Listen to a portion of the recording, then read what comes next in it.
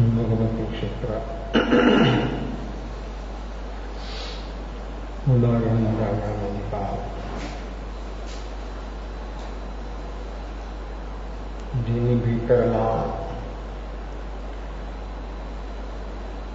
કેવું જાગરણ સાક્ષી ભાવ જેના સ્વભાવથી સમગ્ર સંસાર તે ઉદય ભાવ તે સમગ્ર સંસાર છે.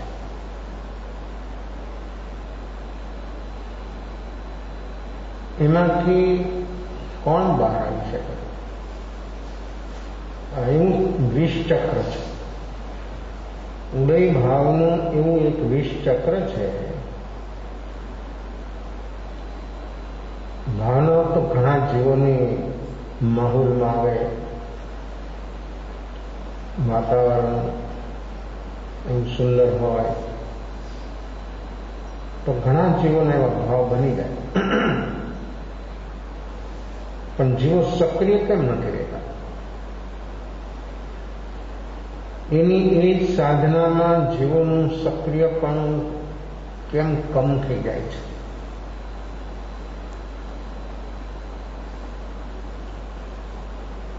એનું કદી પણ વ્યક્તિ ગહરાઈથી વિચાર કર્યો નથી. ભાવ ઉપડ્યા પાછા બેસી જાય, ઉપડે પાછા બેસી જાય.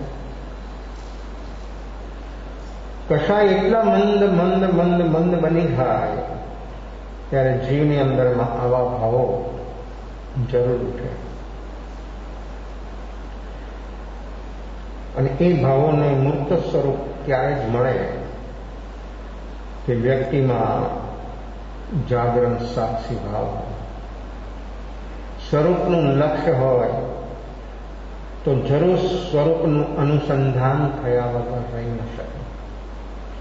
ગમે તેવો ઉદય ભાવ, ઉદય ભાવ છે એ પણ એક ભાવ છે. તો ઉદય ભાવની અંદરમાં અભાવરૂપ અવસ્થા શું? ઉદય ભાવ એમાં અભાવરૂપ અવસ્થા પણ છે અને ભાવરૂપ અવસ્થા પણ છે.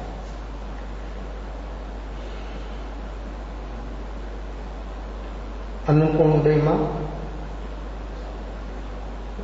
વ્યક્તિની અવસ્થા કેવી બને છે? બહારનું બધું અનુકૂળ, અને એ ભાવમાં અનુકૂળતા બહારથી જે એને અનુભવમાં આવે છે એ છે એનો પુણ્યનો ઉદય. પણ એ વર્તમાન શુભ ભાવ અવસ્થા એ ઉદય ભાવમાં જીવની હોય છે.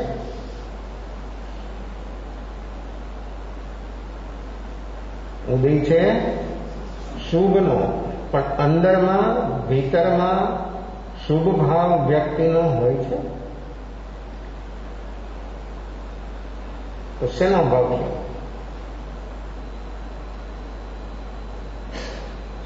શુભ ભાવની શુભ ઉદયની અંદરમાં પણ વ્યક્તિનો વર્તમાન ભાવ કેવા પ્રકારનો એ આપણે કોઈ દિવસ નિરીક્ષણ કર્યું છે? પરિવાર બરાબર, આર્થિક ક્ષેત્રમાં બરાબર, શરીર સુખાકારી, કોઈ શરીરમાં તકલીફ નહીં. એ અવસ્થામાં વ્યક્તિના ભીતરમાં ભાવો કેવા રહે?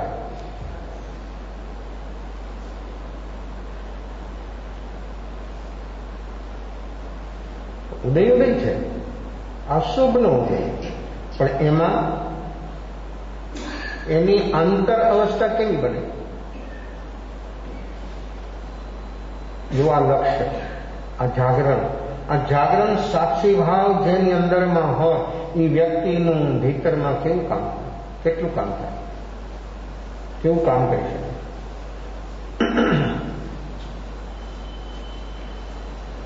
એને કદી પણ આપણે જોવાનો પ્રયાસ કર્યો નથી.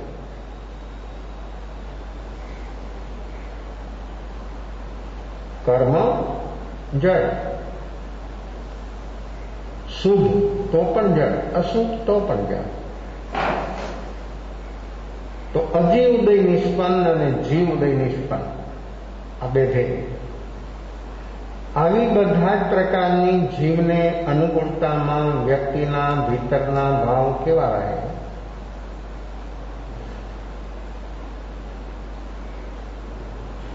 શું બને?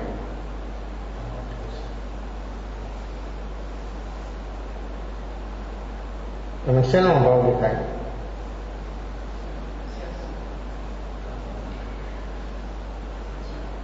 જીવ ઉદય નિષ્પન્ન, અજીવ ઉદય નિષ્પન્ન, એનાથી જે ઉત્પન્ન થયું, બહાર આવ્યું, સત્તામાં તો એ ઉદય રૂપે બહાર આવ્યું.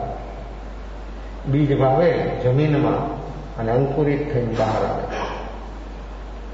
તો એ પલ્વિત થાય, મોટું થાય અને પછી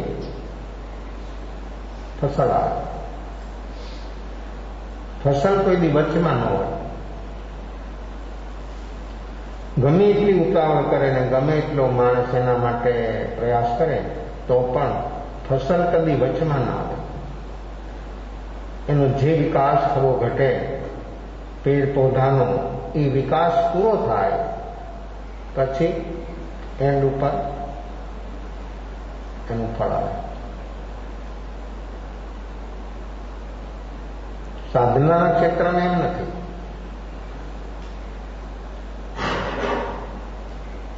પણ સાધનાના ક્ષેત્રમાં જીવને વિવળતા આવી જાય છે, જલ્દી પણ વળી જાય છે. આ જલ્દી પણ જે છે ને એ શું છે? જલ્દી પણ એ પણ પ્રમાણ.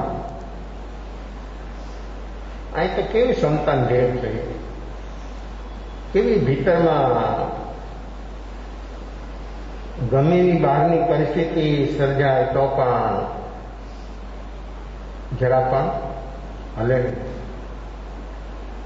ત્યારે શું થાય? પછી શારીરિક હોય, માનસિક હોય, વ્યવહારિક હોય, કૌટુંબિક હોય, આર્થિક હોય, એ વ્યક્તિની અંદરમાં આવી અવસ્થા એ તો બદલાય જ છે અને બદલવાના સ્વભાવવાળો છે. ઉદય બદલવાના સ્વભાવવાળો તો બદલે જ છે. એ વખતે વ્યક્તિના મનની અંદરમાં કેવા પ્રકારની અવસ્થાઓ બને? શું બને? ઉદય શુભનો અને અંદરમાં અભાવ છે શેનો? ભાવમાં, ઉદય ભાવમાં પણ અભાવ છે વ્યક્તિનો વર્તમાનમાં જાગરણ સાક્ષી ભાવ. અને એ જો જાગરણ સાક્ષી ભાવ એની અંદરમાં ન હોય તો શું થાય? અભાવ છે જાગરણ સાક્ષી ભાવનો અને એ ન હોય તો શું થાય? તો શું બને? તો શું થયું? ઉદય છે અને થાય બીજું. શુભના ઉદયમાં પણ વ્યક્તિની અંદરમાં આર્ત રુદ્ર ધ્યાન રૂપ અવસ્થા જો વ્યક્તિની બને તો કર્મ તો શુભ પ્રત્યે રાગ છે. અને વયું ન જાય એને જે રાખવાનો પ્રયાસ, કેટલો પ્રયાસ કરે? જે અનુકૂળ પરિસ્થિતિ સુધી વ્યક્તિ પહોંચી પછી એને સાચવવાનો, એને સ્થિર કરવાનો છે. વસ્તુ અસ્થિર, એને સ્થિર કરવાનો વ્યક્તિનો કેટલો પ્રયાસ. અને જે સ્થિર છે એ અસ્થિરને સ્થિર કરવાના પ્રયાસમાં એ અસ્થિર થઈ જાય છે. શું બને છે? ચેતન સ્થિર, એનો સ્વભાવ જ. પણ બહારના ઉદયરૂપ સંયોગને સ્થિર કરવા માટે એ અસ્થિર થઈ જાય એટલે અંદરમાં વિંગળતા, ચંચળતા અને એ રાગ દ્વેષના દ્વંદ્વોને એ જીવની અંદરમાં બહારનો શુભ પ્રત્યેનો લગાવ, એ રાગ, અને એ રાગ કેટલો રાગ, કેવો તીવ્ર રાગ. અને એને બચાવવાનો જે પ્રયાસ છે તે છે આત્મજ્ઞાન. આર્ત અને રૌદ્ર ધ્યાનની અંદરમાં આ જીવ અભાવરૂપ અવસ્થા પોતાની બનાવી દીધી. પોતાનું અસ્તિત્વ એને ગુમાવી દીધું. કેવી અવસ્થા છે આ! જાગરણના અભાવમાં વ્યક્તિ પોતે પોતાને ભૂલી જાય છે, ભૂલી ગયો. અને જો વ્યક્તિ પાસે આવું જાગરણ હર હાલતમાં, હર સંયોગમાં હોય તો વ્યક્તિને પોતાનું સર્વ જ સામે લે, ઘટે જ નહીં. કોઈ હાલતમાં એને હટે નહીં અને એનો સ્વરૂપથી વિચલિત થાય નહીં.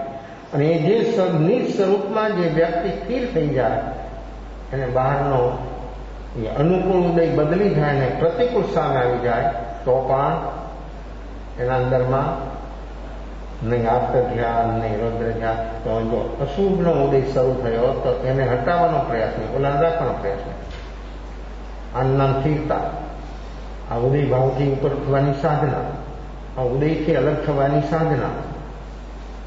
આ ઉદયથી ટોટલ ઉપર ઉઠી જાય તો ઉદય એને કાંઈ જ ન કરી શકે, નિસંગ, નિર્લેપ, અસંગ બની જાય. ઉદય હોવા છતાં વર્તમાનમાં એ ચાલુ ઉદયમાં પણ એ વ્યક્તિ અસંગ, નિર્લેપ, અંદરમાંથી કેવી એની અદ્ભુત અવસ્થા બની જાય. અને એની અવસ્થાને દેવલોકના દેવો લાલાયિત બની જાય અને દેવલોકના દેવો અહીંયા બેઠા બેઠા નતમસ્તક બની જાય. આવી છે આ સાધન, આવી છે એની સ્થિરતા, આવું છે આનું પરમ સૌભાગ્ય, આવી છે એની દિવ્યતા, આ છે એની ભવ્યતા. આપણા અંતર જગતની જે અવસ્થા છે એને થોડીક ક્ષણો કોકવાર તો અનુભવ. આ બધું એવી ક્ષણો વ્યક્તિ વર્તમાનની અંદરમાં જો આ પ્રયાસ કરે જાગરણ સાક્ષી ભાવનો તો સચમુચ વ્યક્તિને એવી ક્ષણો જરૂર આવી શકે છે. પણ જાગૃત ઉદય બનાવી ગયો, ઉદયને કાંઈ જ કરવાનું નથી. અને ઉદયને જેટલો તમે છેડશો, કારણ કે આપણે છેડા વગર રહેતા જ નથી, આપણી બેહોશી થઈ. કોઈ માણસ શાંતિથી બેઠો ને કોઈ એવો વિવળ માણસ હોય ને તો એને હળી કર્યા વગર મારી શું? આ એનો ઈરાદો શું? પોતે વિવળ છે, બીજાને વિવળ બનાવે, બીજાને દુઃખી બનાવે, એવા વચનો બોલે, એવી અનેક મુદ્રાઓ બનાવે તો સામી વ્યક્તિને એ દુઃખી બનાવવાનો પ્રયત્ન, કારણ કે પોતે દુઃખી છે. દુઃખી વ્યક્તિ બીજાને દુઃખી બનાવે અને મિથ્યાથી જીવન બીજાને ઉત્સર્ગ અને પરીક્ષા આપે. જેનું સ્વરૂપનું લક્ષ્ય છે, જેને સ્વરૂપમાં સ્થિર થવું છે, એને દુનિયાને જોવાની કોઈ જરૂરત રહેતી નથી. એ તો સ્વમાં સ્થિર બની જાય અને સ્વ સિવાય એને બીજી કઈ રુચિ જ નથી. એ ગમે ત્યાં હોય, ગમે તે પ્રવૃત્તિમાં હોય, પણ એની સામે સ્વ સિવાય બીજું કાંઈ આવી શકે જ નહીં, બીજું કાંઈ હોઈ શકે જ નહીં. આખું વિશ્વ ગાયબ થઈ જાય. જ્યારે સ્વલક્ષ્યમાં આવી જાય અને સ્વની દ્રષ્ટિ બની જાય ત્યારે વ્યક્તિનું આખું વિશ્વ અને સમસ્ત ઉદય ભાવ બધું ગૌણ થઈ જાય. એને કોઈ કાંઈ કરી ન શકે, એને કોઈ હલાવી ન શકે. આવી છે આપણી વર્તમાન નિશ્ચલ અવસ્થા. એ અવસ્થાનો અનુભવ વ્યક્તિ જો રુચિ હોય તો સચમુચ વ્યક્તિને વર્તમાનમાં એવી ક્ષણો ઉપલબ્ધ થઈ શકે છે. વ્યક્તિની અંદરમાં એવું જોશ હોય છે, વ્યક્તિમાં હોશ નથી. હોશ પણ હોય છે, હોશ હોય છે, જોશ હોય છે, પણ હોશ નથી. અને આ હોશ વગરની બધી કોઈ પણ ક્રિયા, પછી તમે એને ભેદ પાડો કે શુભ ને દો, હોશ વગરની બધી ક્રિયાઓ છે. તમે માનો ગમે, તમે ગમે મનાવો. ઇનકેસ અનુષ્ઠાન લઈને તમે બેઠા હો ને, ધાર્મિક અનુષ્ઠાન, પણ જો હોશ નથી ને અંદરમાં તો એ સાધન પણ બંધન. અને જેની અંદરમાં હોશ છે, એ ક્વોલિટીનો, એ ડિગ્રીનો હોશ, તો એ વ્યક્તિની વર્તમાન અવસ્થા ભીતરથી અબંધ અવસ્થાનો અનુભવ થઈ શકે અને વ્યક્તિ વર્તમાનમાં નવા બંધનોથી મુક્ત થઈ શકે, મુક્ત થઈ રહી શકે, એનો નવો બંધ ન થાય. આવી છે વર્તમાન હોશની અવસ્થા. બધી પ્રવૃત્તિમાં જોશ છે, હોશ છે, હોશ નથી. અને હોશ હોય તો આપણી દિનચર્યા સાધના બની જાય, અને જો હોશ ન હોય તો ધર્મ અનુષ્ઠાન પણ બંધનરૂપ બની જાય. જો વ્યક્તિનો હોશ, આ હોશ આપણા જીવનની અંદરમાં સતત હોવો પડે, સમગ્ર પ્રવૃત્તિઓમાં. આપણી સમગ્ર દિનચર્યા પ્રવૃત્તિ છે, કોઈ નાની, કોઈ મોટી, કોઈ શુભ અશુભ પ્રવૃત્તિ છે, પણ પ્રવૃત્તિમાં જ્યારે હોશ પ્રગટશે ત્યારે વ્યક્તિની પ્રવૃત્તિ રહેવા છતાં વ્યક્તિ ભીતરથી નિવૃત્ત છે. અને હોશ નહીં હોય, જોશ હશે, હોશ હશે, પણ માણસમાં જો હોશ નહીં હોય તો એ એમનામ બેઠો છે ને તો પણ બંધન રૂપ છે, દુઃખ રૂપ છે. અને હંમેશા માટે વ્યક્તિની બેહોશી જ વ્યક્તિને દુઃખરૂપ બને. અને જ્યારે હોશ પ્રગટે ત્યારે દુઃખના કારણો ખતમ થવા માંડે. દુઃખ નહીં. આપણું લક્ષ્ય છે દુઃખને મિટાવવાનું. દરેક જીવનું લક્ષ્ય હંમેશા માટે દુઃખને મિટાવવાનું હોય.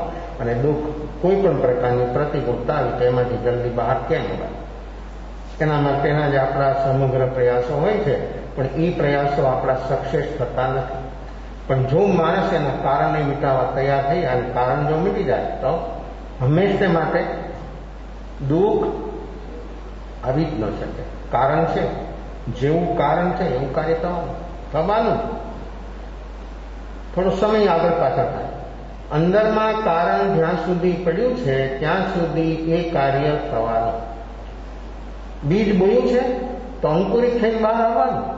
અંદરમાં દુઃખનું કારણ પડ્યું છે તો જરૂર એકવાર એ બહાર આવે અને વ્યક્તિની અવસ્થા કેવી બનાવી દે. અને એ વ્યક્તિ બેહોશ હોય ને એવું પકડી લે ને, માણસ કેમ કે ગળેથી પકડી લે. આ ઉદય વ્યક્તિને બેહોશીમાં આમ ગળેથી પકડી લે. નામ થઈ શકે, નામ થઈ શકે, કાંઈ કરી અંદરમાં એવો ગભરાટ ઊભો થાય, એવો ભય ઊભો થાય કે વ્યક્તિ એ ભયની અંદરમાં આયુષ્ય ઉદય જ્યારે પકડે ને એવું એને પકડે અને પકડેલો જ છે. ઉદય નથી પકડતો, પાછું બીજી વાત ઉદય ચાલે જાય. ઉદય જળ છે એ નો પકડ, પણ વ્યક્તિ બેહોશી કે ઉદયને એ પકડે. કેવું છે, કેવું લાગે છે? અને જો હોશ પ્રગટે તો સલ અલગ. એ વ્યક્તિને નક્કી થઈ જાય કે આને આ હું તો બે ક્વોલિટી જ અલગ છે. હાજર છે હું ચેતન, મારો ને એનો માર્ગ જ અલગ, રાહ જ અલગ છે. હું એક થઈ શકીએ જ નહીં. એ પૂતગલ રૂપ છે, હું ચેતન રૂપ છું. મારા ગુણધર્મ અલગ છે, એના ગુણધર્મ અલગ. સાથે રહેવું એ કઈ તકલીફ વાળું નથી, પણ સાથે રહીને ગડબડ કરવી એ તકલીફ વાળું છે. અંદરમાં રાગ દ્વેષના તરંગોને માણસની અંદરમાં વિહળતા એ વ્યક્તિને દુઃખી બનાવી દે. અને જો વ્યક્તિ ઉદય સાથે રહે અને આવો અંદરમાં જો વ્યક્તિમાં હોશ હોય તો એ બધી જ અવસ્થાઓ જે બહારની છે એ બહારને બહાર જ રહે. એને કાંઈ અંદરમાં આવી ન શકે અને વ્યક્તિને કાંઈ તકલીફ થઈ ન શકે. વ્યક્તિને તકલીફ ત્યારે જ થાય કે એ ઉદય એને ફીલ થાય તો. ફીલ કેમ થાય? કારણ આપણું છે અને આપણે ઉદય ઉપર બધું થોપી દઈએ છીએ કે આમ છે એટલે આમ થયું. આપણી નિમિત્તાધીન જ દ્રષ્ટિ છે. હંમેશા માટે આપણી દ્રષ્ટિ જ નિમિત્તાધીન છે. પોતાના ઉપાદાનને જોવાનો કોઈ દિવસ જીવે ક્યારેય પણ પ્રયાસ કર્યો જ નથી. અને ઉપાદાન સામે દ્રષ્ટિ નહીં કરે ત્યાં સુધી આ ઉદય ભાવથી ઉપર ઉઠી શકે એવી કોઈ સંભાવના, આવું જાગરણ, આવો હોશ પ્રગટે એવી પણ કોઈ સંભાવના નથી. સ્વરૂપનું લક્ષ્ય બને એની સામેની દ્રષ્ટિ થાય ત્યારે જરૂર એનામાં હોશ પ્રગટે કે હું ના તો અલગ છે. એ અલગ છે એવું કોને ભાન થયું? શેનાથી ભાન થયું? હોશ થઈ.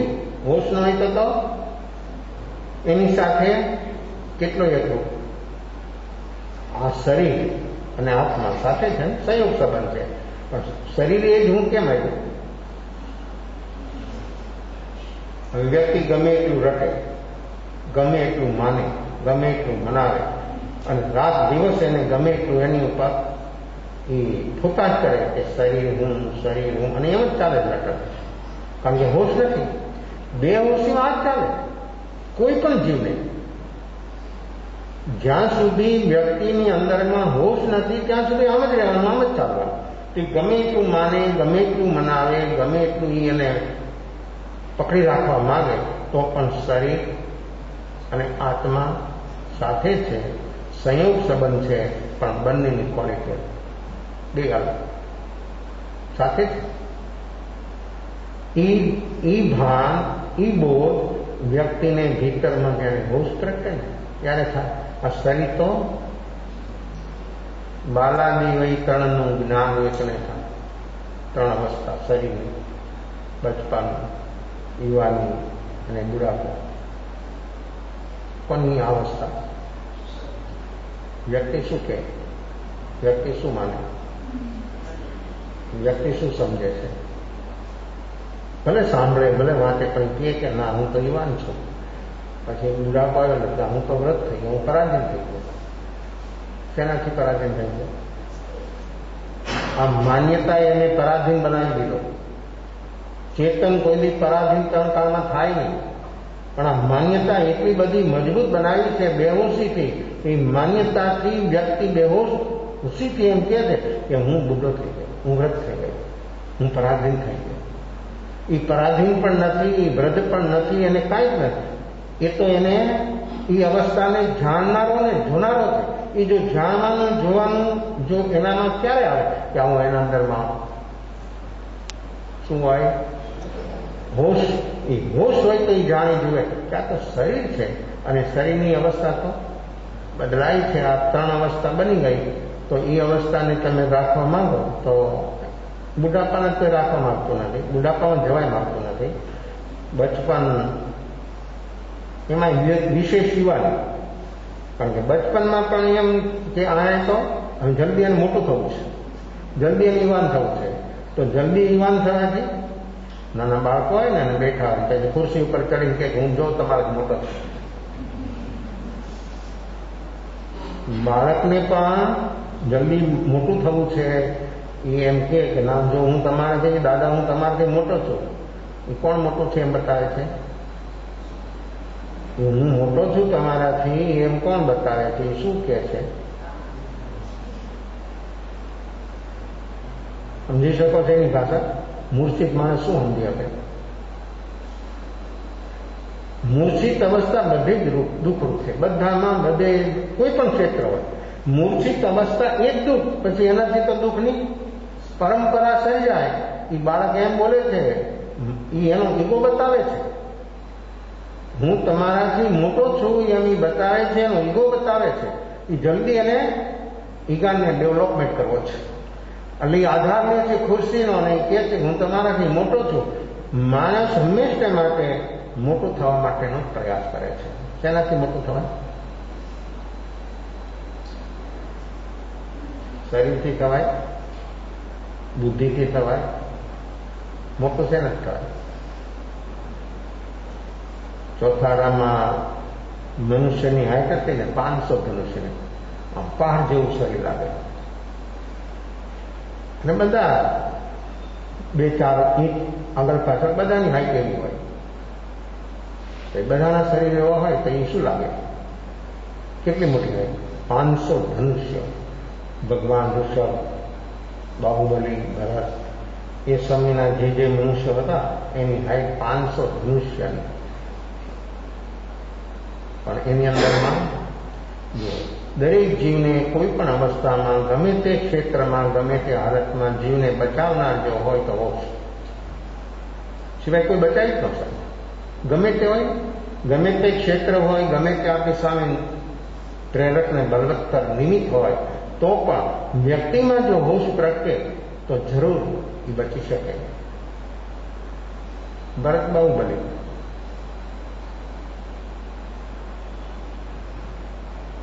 આયુષ્શાળાની અંદરમાં ચક્ર રત્ન ઉત્પન્ન થાય. 14 રત્ન છે ને, એમાં ચક્ર પણ એક રત્ન છે. ગજરત્ન, અશ્વરત્ન, કામણી રત્ન, ત્રિરત્ન.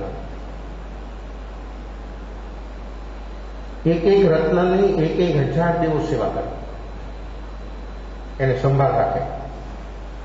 એ રત્નોની હાથ બરોબર વ્યવસ્થિત રાખવા માટે 1000 દેવો એની સેવામાં કરવા. ચક્રરત્ન આયુષ્શાળાની અંદરમાં ઉત્પન્ન થાય અને ચક્રરત્ન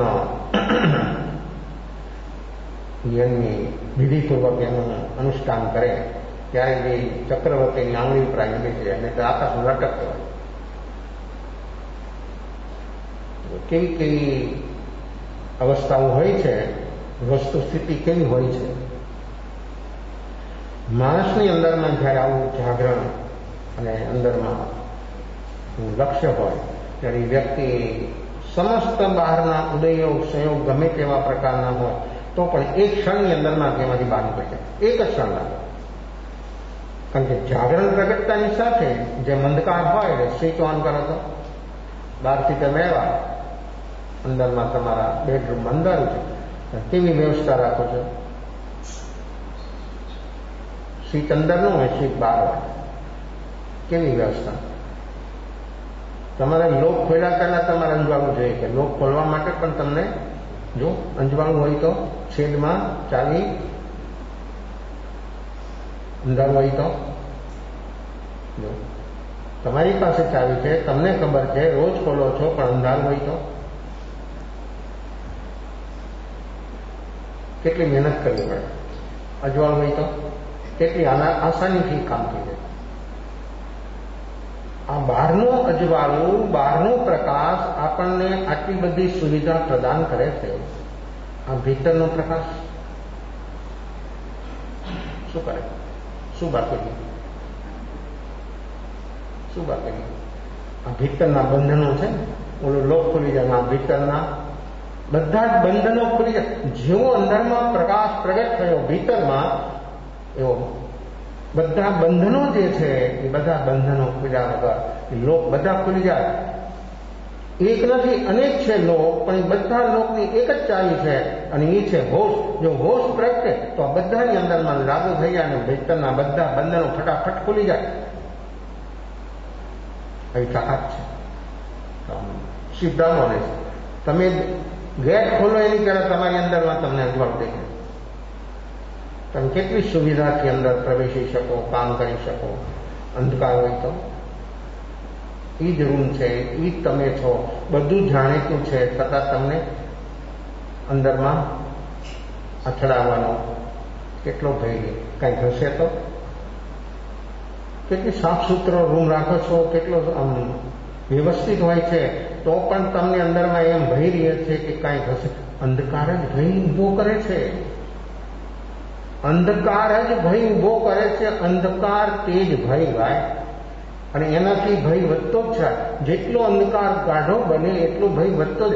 અજ્ઞાન એ અંધકાર છે, અને જેટલું અજ્ઞાન સઘન એટલો ભય વધારે. જેટલું અજ્ઞાન સઘન એટલો ભય વધારે. એટલો ભય એટલો મજબૂત બનવાનો. અને અજ્ઞાનમાં ભગવાન મહાવીરે એવી વાત બતાવી આચાર્ય સૂત્રમાં કે લોયમસી જાણ અહીંયા દુઃખમ. જગતના જીવોને દુઃખનું જો કોઈ કારણ હોય તો વસ્તુનો, સાધનોનો, સંપત્તિનો અભાવ. તો ભગવાન મહાવીરનું વચન આપણને આપણા હૃદય સુધી પહોંચે છે. વસ્તુનો અભાવ, વ્યવસ્થાનો અભાવ એ દુઃખ નથી. દુઃખ બતાવ્યું અજ્ઞાનતા, તે દુઃખ. આપણી શું માન્યતા છે? આપણી કેટલી દ્રઢ માન્યતા છે? આ માન્યતા જ આપણને પરેશાન કરે છે. જો માણસની આ માન્યતા જ બદલી જાય, માન્યતાથી જ માણસ ઉપર ઉઠી જાય, તો જે અવસ્થા છે સ્વીકારીએ, કોઈ તકલીફ જ નહીં, નો પ્રોબ્લેમ. બધા પ્રોબ્લેમ સોલ્વ. માણસની અંદરમાં આ એક સુપ્તિકા એના જીવનમાં જો પ્રેક્ટિકલ બની જાય તો એના બધા પ્રોબ્લેમ સોલ્વ. સુખ ને સુખ, દુઃખ આવે જ નહીં. દુઃખ એને સ્પર્શે જ નહીં. દુઃખ આવી શકે નહીં, દુઃખ સ્પર્શી શકે નહીં, હોય તો પણ એનાથી અલગ રહી શકે. પણ કયું જ્ઞાન? જ્ઞાનીએ બતાવ્યું કે જીવને દુઃખનું કારણ અજ્ઞાન છે. તો એ કયું જ્ઞાન? માહિતી જ્ઞાન નહીં, ઇન્ફોર્મેશન નહીં. આપણા દિમાગમાં બધી ઇન્ફોર્મેશન જ કરી છે. પછી એમ કે શાસ્ત્ર હોય ને તો પણ ઇન્ફોર્મેશન. જ્યાં સુધી વ્યક્તિને આધ્યાત્મિક ક્ષેત્રમાં અનુભવ નથી, ત્યાં સુધી વ્યક્તિ પાંગળો છે. ત્યાં સુધી વ્યક્તિ હંમેશને માટે બેહોશ છે. અને જ્યારે માણસને સશક્ત બનવું હોય, સ્વાધીન સ્વતંત્ર બનવું હોય તો સ્વાનુભવ, અને એ સ્વાનુભવ થાય આત્મજ્ઞાન. આત્મજ્ઞાન સમદર્શિતા વિચરે ઉદય કરે. આવી અવસ્થા જીવની વર્તમાનમાં જ્ઞાન સ્વરૂપ આત્મા, એ જ્ઞાન ભીતરથી બહાર આવે તો એ જ્ઞાન સમસ્ત દુઃખના કારણો મિટાવી દે. દુઃખ આવે નહીં, દુઃખ એને સ્પર્શી શકે. આત્મજ્ઞાન જ્યાં પ્રગટ્યું હોય ત્યાં દુઃખ કોઈ પ્રકારનું એને અડી શકતું જ નથી. કવર ચારે બાજુ બખતર. જેમ યોદ્ધાઓ લશ્કરમાં જાય લડવા માટે અને સામને લડતા બખ્તર ગયા સામે ઢાલ રાખી હોય, કેટલી પોતાની સલામતી રાખીને લડે છે, પણ અહીં તો જ્ઞાની સમસ્ત આશ્રમના દ્વારોથી બચવા માટે એક જ્ઞાન અને જ્ઞાન આત્મજ્ઞાન પ્રગટ કરે, આશ્રમના કારણો મીટી જાય એટલે આશ્રમ બહારનું બંધ થઈ જાય અને આત્મા વિજયવંત બની જાય. અને આ વિજય એવો છે કે કોઈની પરાજય થઈ ન શકે. તો આવો વિજય પ્રાપ્ત કરવા માટે ચક્રવર્તીઓ પણ તૈયાર થતા હોય છે. બહારનો વિજય તો કેવી કેવી અવસ્થાઓ, કેવી કેવી ઘટનાઓ, ઉદય ભાવની અવસ્થામાં વ્યક્તિની કેવી અવસ્થાઓ રહે, સમ્યક દર્શનની આત્મા હોય એની દ્રષ્ટિ કેવી હોય. તો ભરત ચક્રવર્તીના આયુષ્શાળાની અંદરમાં ચક્રરત્ન ઉત્પન્ન થયું, એની વધારે આવે છે.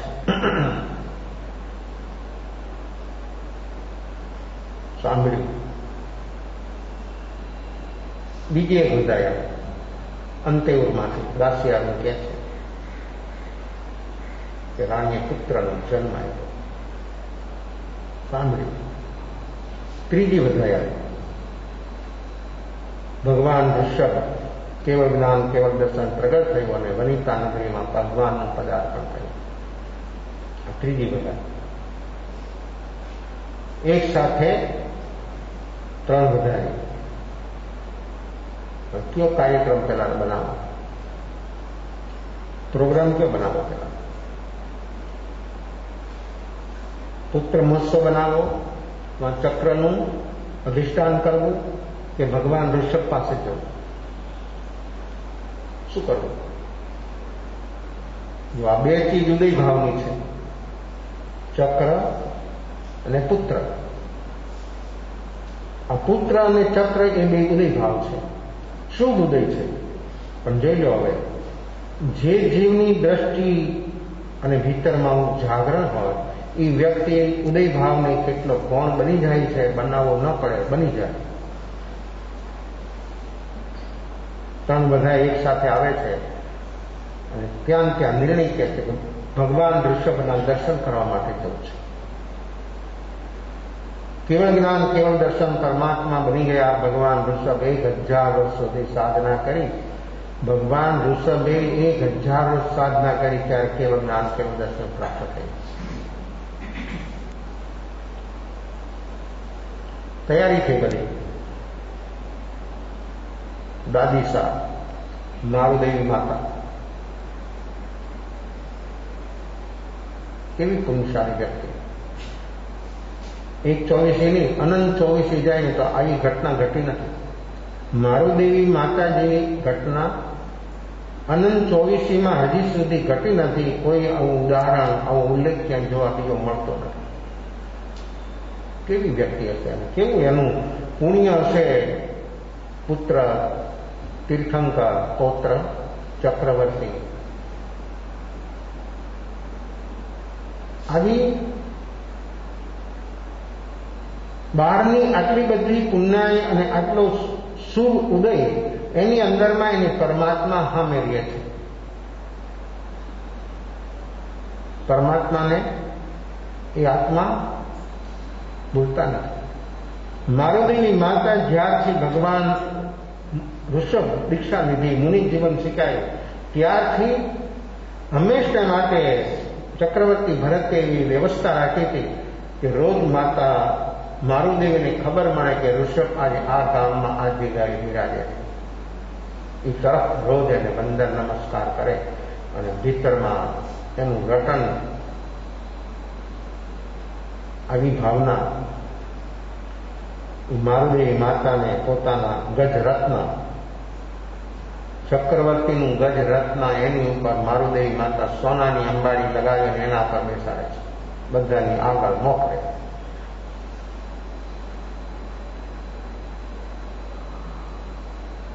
મારુદેવી માતા આગળ અશ્વરત્ન ઉપર ચક્રવર્તી જાય છે. ભગવાન ચતુરંગી સેનાની સાથે ભગવાન ઋષભનું કેવળ જ્ઞાન કેવળ દર્શન એનો કેવળ મહોત્સવ મનાવવાની અંદરમાં, એ ભાવની અંદરમાં જો ઉદય ભાવ કેટલો ગૌણ થઈ ગયો, કેટલો ગૌણ થઈ ગયો. 5-10 વર્ષ અમેરિકા દીકરો ભણીને ડિગ્રી લઈને અને એવી હાઈએસ્ટ કંપનીમાં એટલું બધો સરસ એને જોબ મળી ગયો હોય અને અહીંયા આવતો હોય, ખબર આવે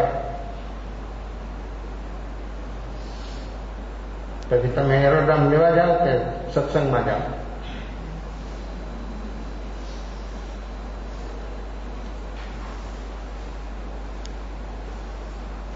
શું મન તમારું નક્કી કરે? આ ઉદયભાવની અવસ્થા છે ને. ઉદયભાવ શું કરે છે? ઉદયભાવ આપણે કઈ બાજુ દોડાવે છે? આપણે રસ રુચિ શેની છે એ જયારે ઘટના ઘટે ને, એ પ્રસંગ આવે ને, નિમિત્ત આવે ત્યારે વ્યક્તિની અંદરમાં જે એને છુપાવી રાખ્યું છે એની બહાર છે. જેમ નિમિત્ત આવે ત્યારે માણસ કેટલો પ્રકૃતિને પ્રેસ કરીને રાખે છે, પણ જયારે નિમિત્ત આવે ત્યારે એને કંટી દેવો જ છે, એને ખબર જ નથી. એક ક્ષણની અંદરમાં શું થાય? જે નિમિત્ત આવ્યું તે પ્રકારની પ્રકૃતિ એક ક્ષણમાં બહાર આવે, છલાંગ લે અને માણસને કેટલો મૂર્છિત, માણસ મૂર્છિત જ છે, એની મૂર્છા કેટલા ગુણી બની જાય. કેવી અવસ્થાઓ બને?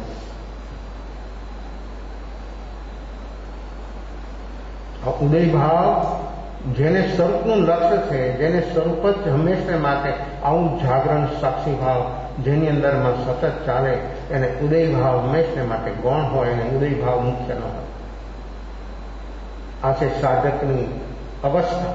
આ ભીતર અંતર જગતમાં એ જીવને અંદરમાંથી લગાવ કેટલો છીટો છે, કેટલું એટેચમેન્ટ એનું દૂર થયું છે આ બહારના ઉદયોગ સંયોગમાંથી, એની ખબર થઈ જાય. વસ્તુ હોય જ્યાં છે ત્યાં રહેવા દો, પણ અંદરમાંથી જયારે માણસની અવસ્થા બદલી જાય ત્યારે એની એને કોઈ વિશેષતા રહેતી નથી. વિશેષતા ત્યાં સુધી છે અને ત્યાં સુધી જ રહેવાની કે જ્યાં સુધી પોતાની અનુભૂતિ નથી, લહેર આવી નથી અને સ્વરૂપનું એવું જોરદાર લક્ષ્ય નથી, ત્યાં સુધી વ્યક્તિને બહારની બધી અવસ્થાઓની વિશેષતા રહેવાની. જેને આત્માનું મૂલ્ય સમજાય ગયું, ઉદયોગ સંયોગની અવસ્થાને જેને બરાબર ભીતરથી સમજી લીધી, એ વ્યક્તિને કદી ઉદય ભાવની અંદરમાં એને કોઈ દિવસ હર્ષ પણ ન હોય ને શોક પણ ન હોય, ઉદય ભાવથી અલિપ્ત રહી શકે. મારું દેવી માતા હાથીના ઓલા પર બેઠા છે, હાથી જઈ રહ્યો છે, સમોસર નજીક આવી રહી છે. દૂરથી જુએ છે ભગવાન ઋષભનો વૈભવ, આંતર વૈભવ કેવો, લોકો બાહ્ય વૈભવ જોયો. જો આ ઉદય ભાવ તીર્થંકર નામ કર્મનો ઉદય સુપર, ચક્રવર્તી પદથી પણ સુપરમાં સુપર જો ઉદય હોય ને પુણ્ય હોય તો એ છે તીર્થંકર નામ કર્મ. ચક્રવર્તીનો લિમિટ આવી ગઈ 6 જ ખંડ, પણ જયારે આંતરવૈભવ અનુભવમાં આવે ને આંતરવૈભવ પૂર્ણ બને ત્યારે એને 3 લોકનું રાજ્ય એની સામે આવી જાય, અષ્ટસિદ્ધિ 9 નિધિ એના ચરણ ચૂમે તો પણ એને કોઈ એની વિશેષતા ન હોય. આવી છે વ્યક્તિની વર્તમાન ભીતરમાં. આ તો પરમાત્મા છે. પરમાત્માનો આંતરવૈભવ જે જોવે એનો બેડો પાર થઈ જાય, અહીંયા બોધી પામી જાય, વ્યક્તિની મુક્તિ થઈ જાય. આંતર વૈભવ, ભીતરનો વૈભવ એ જોવાની દ્રષ્ટિ જેની પાસે હોય એનું કામ થઈ જાય. એકદમ નજીક આવી ગયું, સમોસર જુએ છે. મારુદેવી માતા તો સામે આમ જોઈ રહ્યા છે, પણ ભગવાન ઋષભ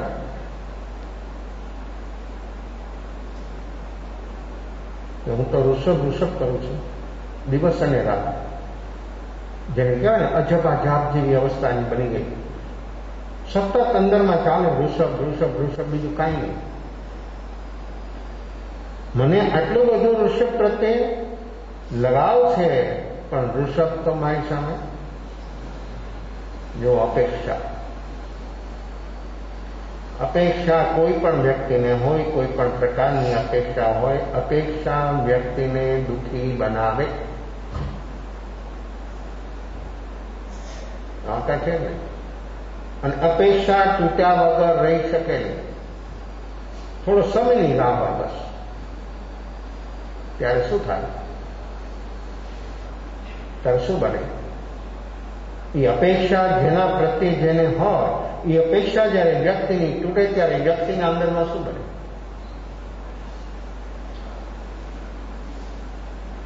મેં તો આમ ધાર્યું તું, મેં તો આમ માન્યું તું, આના તરફથી મને આવું. તું ધાર, તું માન, પણ ઓલી વ્યક્તિ એક ક્ષણમાં બદલી જાય એ તને ખબર છે? તારામાં બેહોશી છે અને બેહોશીથી આ વ્યક્તિ અપેક્ષા જેમાંથી ઊભી થાય છે અને વ્યક્તિની અપેક્ષા બેહોશીમાં જ વૃદ્ધિ પામે અને જો હોશ પ્રગટે અપેક્ષા ઉઠીને લઈ થઈ જાય. ઉપર એનો વિસ્તાર થઈ જ ન શકે. જેવું એના અંદરમાં જાગરણ પ્રત્યે સાથે અપેક્ષાની જળ નીકળી જાય, આવી છે જાગરણ સાક્ષી ભાવની તાકાત. પણ વ્યક્તિ તો બેહોશીમાં જ છે.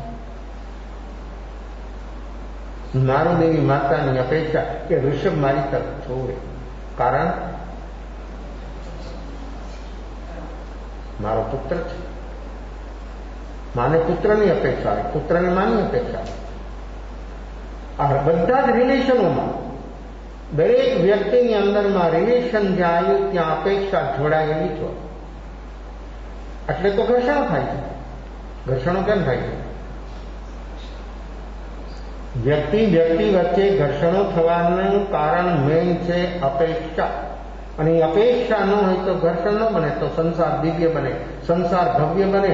સંસારમાં રહીને કેટલી ઊંચાઈ સુધી વ્યક્તિ પહોંચી શકે, પણ જો અપેક્ષાથી ઉપર ઉઠે. પણ અપેક્ષા જન્મે છે દર્શન મોહમાંથી. જડ જ ખોટી, પછી બધું સહી શું હોઈ શકે?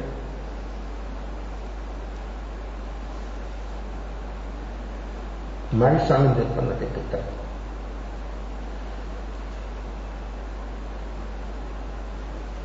અમે માથેરાન ગયા હતા.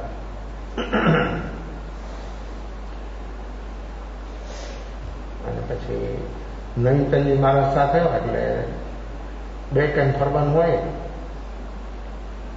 સવાર સાંજ.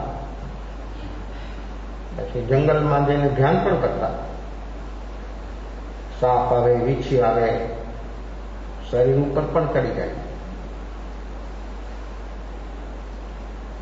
તમે એક પોઈન્ટ ઉપર જઈને આમ કુદરતી બહારનું જે કુદરત ખીલ્યું હતું એને અમે મૂલ્યાંકન કર્યા વગર અનુભવી ગયા હતા. મૂલ્યાંકન કર્યું એટલે ખરા એ જોયું ન કર્યા, એ પકડી લીધું. તમારા ગાર્ડનમાં સરસ મજાનું ગુલાબનું ફૂલ ખીલ્યું અને સવારે ફરીને તમે જો બહુ સરસ, તમે જોયું નહીં, મૂલ્યાંકન થઈ ગયા. જોયું એનું નામ કહેવાય. મૂલ્યાંકન કર્યા વગર જોવે તો એની અંદરમાં રહેલી વિશેષતાઓ તમને સ્પર્શી જશે અને તમે પણ ગુલાબના જેવા ફૂલને જેવા તમે પણ ખીલી જશો, વ્યક્તિ પણ ખીલી જાય. પણ મૂલ્યાંકન કર્યા વગર રહી શકાય? પછી વસ્તુ હોય, વ્યક્તિ હોય, કાંઈ પણ હોય, માણસની અંદરમાં મૂલ્યાંકન કારણ બેહોશ છે. કમ્પેર કર્યા વગર રહી ન શકે. કાં પ્રેસ કરે, કાં પ્રતિકાર કરે, કાં કમ્પેર કરે. આ ત્રણમાંથી એક હોય જ. બેહોશી એની જળ છે ને બેહોશીમાં જ્યાં સુધી રહે ત્યાં સુધી આવી અવસ્થાઓ ચાલે.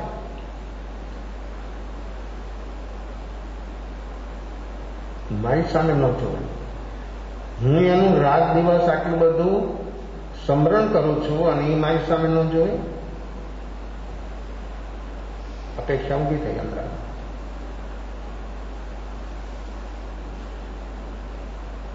દિવસ રાત અવિરત જેનું રટન ચાલે છે એ વ્યક્તિ તો હવે વિતરાગ છે. એને તો સમસ્ત વિશ્વ, સમસ્ત આનંદ જીવો પ્રત્યે કેવી કરુણા છે, નિષ્કામ કરુણા. દયાની કરુણામાં બહુ ફેર છે. દયા છે પ્રાસંગિક. રસ્તા પર તમે ચાલ્યા જતા એમ કોઈ ભિખારી તમને સામે આવે તો તમને અંદરમાં દયાનો ભાવ, જે કાંઈ ભાવ પ્રગટે એ દયા છે, કરુણા નહીં. જો તમારી સામે એવું નિમિત્ત ના આવે તો તમારી અંદરમાં એવો ભાવ નહીં ઊભો થાય. કોઈ એનાથી વિશેષ દુઃખી દેખાય તમને તો તમારું હૃદય પણ દ્રવિત થઈ જાય. તમે એને ઉપયોગી થવાનો પ્રયાસ પણ કરો. એ બધો દયાનો ભાવ છે, કરુણા, નિષ્કામ કરુણા. કોઈ ઈચ્છા નહીં, કોઈ અપેક્ષા નહીં. સમસ્ત જીવોને દુઃખના કારણોથી ઉપર ઉઠાવી લેવા એ વિતરાગ કરુણા છે. વિતરાગની કરુણા એટલી બધી સમસ્ત જીવો પ્રત્યે. એક બે નહીં, અનંત જીવો જગતમાં જે છે બધાના પ્રત્યે આવી નિષ્કામ કરુણા, વિતરાગની અપ્રયોજનભૂત, કોઈ પ્રયોજન નહીં, કોઈ કારણ નહીં, એને તો આર પાર દેખાય કે જીવની યોગ્યતા કેવી છે અને એની અંદરમાં શું ચાલી રહ્યું છે એ એને જોઈ શકે છે. બધા જીવોની અંદરમાં દુઃખના કારણો મોજૂદ છે, એને એનાથી ઉપર ઉઠાવવા છે. એક બે જીવોને નહીં, સમસ્ત જીવો પ્રત્યે આવી નિષ્કામ કરુણા એની વહે છે. માત્ર સાધક આત્માથી મુમુક્ષુ હોય એ ઝીલી શકે, અને ઝીલી શકે તો જરૂર એનું પાત્ર છલોછલ ભરાઈ જાય. જે ઝીલી શકે એ કલ્યાણ થઈ જાય, એની મુક્તિ થયા વગર રહી ન શકે. પણ ઝીલવાની વર્તમાનમાં વ્યક્તિની એવી તૈયારી છે, પાત્ર છે. મારુદેવી માતા હાથી ચાલી રહ્યો છે, અંદરમાં આવી ભાવના કરે કે મારી સામે કેમ નથી ગયો. શું થાય છે? એવી ઘટના પરમાત્માના દર્શન કરવા જઈ રહેલા મારુદેવી માતા અંદરમાં આવો ભાવ થયો, અને એ ભાવની અંદરમાં આગળ વધતા વધતા કેવો ભાવ અંદર, એની અંદરમાં તો વિતરાગ છે, એટલે એને તો બધું એક સરખું સમ બની ગયો. એના અંદરમાં તો કોઈ બીજો વિકલ્પ હોય ત્યાં સુધી પરમાત્મા નથી. નિષ્કામ કરુણા જ વહે છે.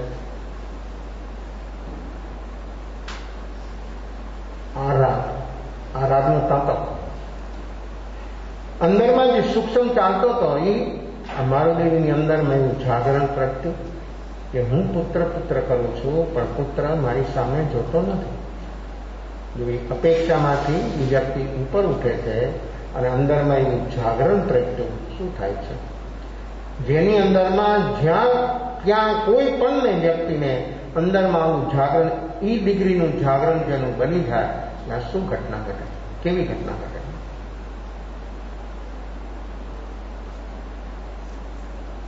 અપેક્ષાથી ઉપર ઉઠી ગયા. એ વિતરાગ છે, એ પરમાત્મા છે. હવે એ પુત્ર નથી. હું માનું છું કે પુત્ર છે, પણ હવે એ પુત્રનું રિલેશન એને નથી. પણ મારી અંદરમાં મોહથી રાગથી હું એમ બોલું છું કે મારી અંદર મારી અપેક્ષા છે. પોતાની અપેક્ષા દેખાણી અને એ વ્યક્તિ એનાથી ઉપર ઉઠે. રાગની અંદરમાં જે હતો એ ધાગો તૂટી ગયો. હાથી ચાલી ગયો છે, ડૂબી ગયા ભીતર. કેટલી વાર લાગે? જીવ જાગે તો વાર કેટલી લાગે? અનુભૂતિ સુધી પહોંચવા માટે જીવના જાગરણના કોઈ વિલંબ થાય તો જ બધો વિક્ષેપ થાય. અને જાગરણ જેની પાસે આવું હોય એને કોઈ બહારથી વિક્ષેપ કરી શકતું નથી, એને કોઈ રૂકાવટ કરી શકતું નથી. ઉદયયોગ સંયોગ અનુકૂળ હોય કે પ્રતિકૂળ હોય, સમસ્ત ઉદયથી એ આત્મા ઉપર ઉઠી જાય. ઉદય રહેવા દે, એને કંઈ કરવું નથી, એને કંઈ જ કરવું નથી.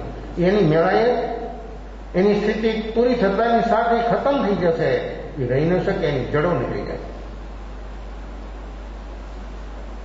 જાગરણ, એવું જાગરણ સાક્ષી ભાવ તેજ બને છે, એવું તેજ બને છે. ડૂબી ગયા બેટા, સપક શેણ, શુક્લ ધ્યાન. કેટલી વાર લાગે?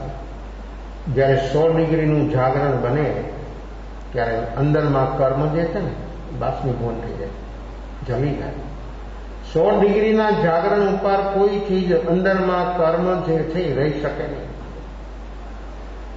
કર્મ ગમે તેવા હોય, ગમે તેટલા હોય, ગમે તે ક્વોલિટીના હોય, તો પણ જાગરણ આવું જ્યારે બને અને આ જાગરણ સાક્ષી ભાવના સદભાવથી સપક શ્રેણી શુક્લ ધ્યાન આવે છે.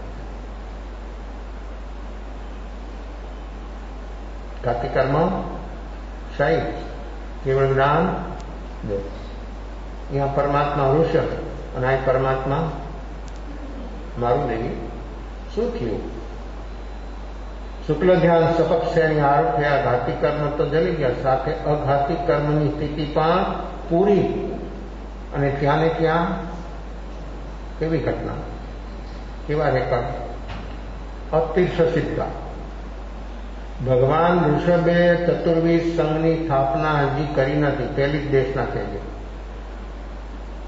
ભગવાન તીર્થંકરોની પ્રથમ દેશનાની અંદરમાં ચતુર્વિધ સંઘની સ્થાપના થાય.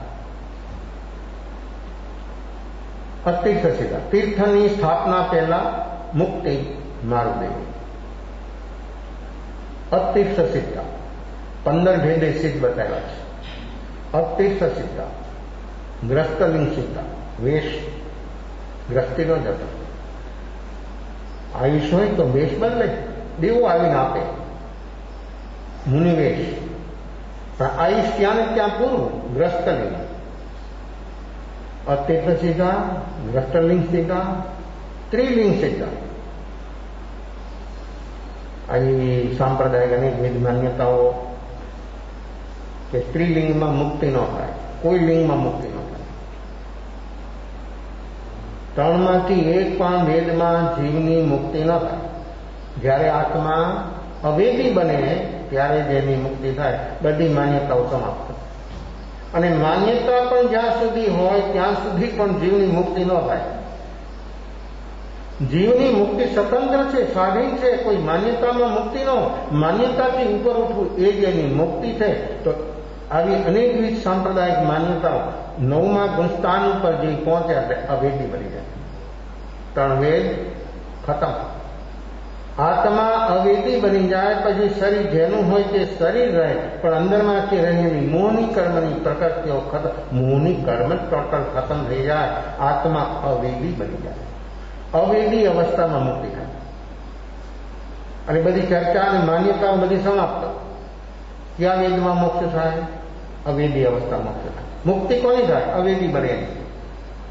જ્યાં સુધી વેદ ભાવમાં હોય ત્યાં સુધી અંદરમાં મોહની કર્મ છે, અને મોહની કર્મની જ્યાં સુધી અવસ્થા રહે ત્યાં સુધી આત્મા કદી બહાર આવી શકે નહીં, મુક્ત થઈ શકે નહીં. તો સ્ત્રીલિંગ સિદ્ધા, અતીર્થ સિદ્ધા, ગ્રસ્તલિંગ સિદ્ધા, સ્ત્રીલિંગ સિદ્ધા. બહારથી જે શરીર હોય જેનું તે શરીર તે જ રહે. 14મા ગુણસ્થાન સુધી. એમાં કઈ 13મા ગુણસ્થાને સંયોગી છે. ભાવથી મુક્તિ થઈ ગઈ. દ્રવ્યથી 14મા ગુણસ્થાન ઉપર મુક્તિ થઈ જાય પછી એની મુક્તિની અંદરમાં કોઈ અવરોધ, કોઈ વિરોધ કંઈ આવી શકતા નથી. કોઈ કંઈ કરી શકતું નથી. આવી સાધના જીવોની કઈ રીતે કેમ બની જાય છે? આ મારુદેવી માતા કેવી એની સાધના. ભૂતકાળના ભવોની અંદરમાં આ જીવે કેવી સાધના કરી. બહારનું ઉદય ભાવ કેવો. કેટલી પેઢી જોઈ? મારુદેવી માતાએ કેટલી પેઢી જોઈ? 65,000 પેઢી. દેવુભાઈ અહીંયા 50-60 વર્ષ થાય ત્યાં તો શું થાય? શું થાય? 65,000 પેઢી એક પછી એક. એની હાજરીમાં, મારુદેવી માતાની હાજરીમાં, એના આટલા મોટા પરિવારની અંદરમાં એકનું અવસાન નથી. આ બહારનો ઉદય કેવો છે એનો? અને આખા પરિવારની અંદરમાં પહેલી મુક્તિ એની થઈ. મારુદેવી માતાની પહેલી મુક્તિ. 65,084 લાખ પૂર્વનું આયુષ, 65,000 પેઢી જોઈ અને આટલો વિશાળ પરિવારને આટલો શુભમાં શુભ ઉદય, છતાં કોઈ દિવસ ક્યારેક પણ એને માથું દુખવા ન આવ્યું. આટલું સુદીર્ઘ જીવન. કેવી સાતાવેદની, કેટલી સાતાવેદની. અહીં તો બાળક જન્મને બ્લડ કેન્સર લઈને આવે. આ જીવનું કેવી સાતા વેદની. આટલું મોટું લાંબુ આયુષ્ય કદી એને કોઈ જાતનું અસાતાનો અનુભવ જ નથી. આવી જ નહીં અસાતા. તો એના ભીતરના ઉદયમાં કેટલી સાતા હશે. અને અંત સમયે સુખપૂર્વક સુખે સુખે મુક્તિ. કોઈ પ્રકારની પ્રતિકૂળતા વિના એની મુક્તિ થઈ ગઈ. જન્મથી એન્ડ સુધી એનું જીવન આખું તપાસો અને જુઓ તો ખબર પડે કે આ પુણ્ય ને એ પુણ્ય, આ પુણ્યના ઉદયમાં આટલી બધી અનુકૂળતા અને છતાંય વ્યક્તિની આવી જાગરણ સાક્ષી ભાવ અને એનાથી હાથીના હોદ્દા પર બેઠા બેઠા મુક્તિ. સુખે સુખે. આવું સુદીર્ઘ આયુષ, આટલી નિરોગી અવસ્થા, આટલો સુંદર પરિવાર, છતાં એક ક્ષણમાં જો લગાવ છૂટ્યો. શું થયું? શું થયું? ઘટના કેવી ઘટી? ભગવાન ઋષભની કેવગ્રામ થઈ ગયું હતું, હજી સમોસરમાં પ્રવેશ પહેલા એનો મુક્તિ, એનો નિર્વાણ થઈ ગયો. આવી ઘટના તો અનંત 24માં ઘટી નથી અને હવે ક્યારે ઘટી કઈ ખબર નથી. તો આ આત્માનું પુણ્ય, ઉદય, યોગ, સંયોગ આટલા બધા અનુકૂળ હોવા છતાં એક ક્ષણની અંદરમાં ભીતરથી અપેક્ષા ખતમ થઈ ગઈ અને આત્મા જાગી ગયો. આનું કામ થઈ ગયું. આપણે આપણું કામ કરવું છે. આ સંયોગો બધા અનુકૂળ પ્રતિકૂળ તો આપણી સામે હોવા ભેદ છે જ. આપણે સંયોગોની વચ્ચે જ છીએ. ચારેય ગતિમાં દરેક જીવોની સામે સંયોગો છે. એની વચ્ચે રહીને આપણે આપણું આત્માનું કામ કરવું છે. એ કામ કરવા માટે આપણે થોડા તૈયાર થઈએ. થોડું જાગરણ, સાચું ભાવ પ્રગટાવવાનો થોડો પ્રયાસ કરીએ. 5 મિનિટ ધ્યાન કરીએ.